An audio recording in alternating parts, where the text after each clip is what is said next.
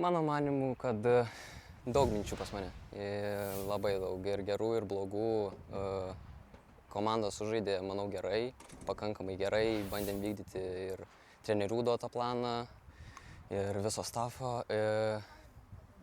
Mano žaidimas irgi nedaug žaidžiau, bet stengiausi komandai padėti kuo daugiau.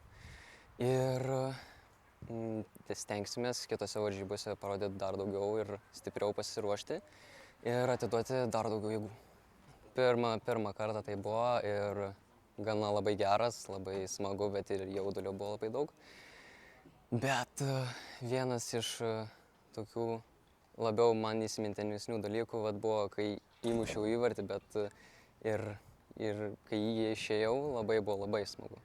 Labai geras jausmas, kai matyti tiek susirinkusių žiūrovų, mus stebinčių ir žaisti tokiose varžybose.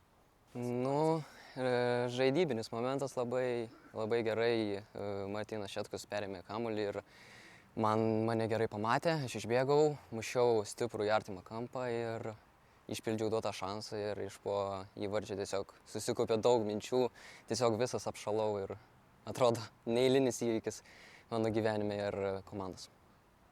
Niekada nebūčiau pagalvojęs gal kur nors A lygoj, bet prieš Manchester United niekada.